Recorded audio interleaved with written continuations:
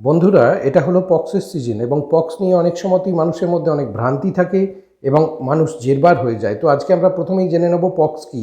দেখুন, varicella zoster বলে একটি জীবাণুর সংক্রমণে এই পক্স হয়, যার মূল লক্ষণই হলো এই গুটিগুলো আপনার সারা শরীর জুড়ে তৈরি হবে।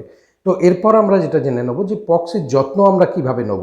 পক্সের মূল সমস্যাটাই হচ্ছে এই গুটিগুলোতে প্রচুর চুলকানি হয় এবং পক্স একটি ছোঁয়াচে রোগ, তাই ল্যাক্টোক্যালামাইন ইউজ করতে পারেন। আপনি জলের মধ্যে খাবার সোডা বা ওটমিল মিশিয়ে তাতে স্নান করলে আরাম পাবেন। এছাড়াও আপনি কোল্ড কম্প্রেস নিতে পারেন যদি তাতেও কাজ না হয়, বা আপনারা যদি এগুলো কিনে না ইউজ করতে পারেন, দেশীয় নিম পাতা এবং চন্দন বেটে যদি গুটিগুলোর ওপরে প্রলেপ দেন, চুলকানির উৎপাত অনেকটাই কমবে এবং গুটিগুলো সহজে খোসা ছেড়ে বেরিয়ে আসবে এবং সেখানে কোনো সংক্রমণের ভয় থাকবে না। পক্সে খাবো কি? এই খাবার দাবার নিয়ে বলতে গেলে প্রথমেই মনে পড়ে যে অনেক ধর্মীয় কুসংস্কার থাকে, নিরামিষ না আমিষ। আমি বলবো যে পক্সের ক্ষেত্রে ধর্মকে দূরে সরিয়ে রেখে খাবারে গুরুত্ব দিন।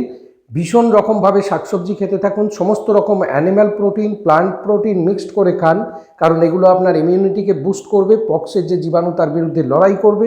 তাই খাবারের ব্যাপারে বাছবিচার না করে সমস্ত খাবার খান এবং অবশ্যই সারাদিনে 3 লিটার জল গ্রহণ করতে একদম ভুলবেন না কিন্তু। তবে কোনো খাবারে যদি আপনার অ্যালার্জি থাকে সেটা খাওয়া বন্ধ করুন। পক্সের চুলকানির জন্য বিশেষভাবে বলবো, মাথার ভেতরে হলে ভীষণ চুলকানি হয়, মুখে চুলকানি হয়, সারা শরীরে হতে পারে। নিম পাতার বাতাস বা নিম পাতার প্রলেপ দিতে পারেন, এছাড়াও চন্দন বেটে প্রলেপ দিতে পারেন, অথবা দুটোকেই মিক্সড করে আপনারা প্রলেপ দিতে পারেন চন্দন এবং নিম বেটে।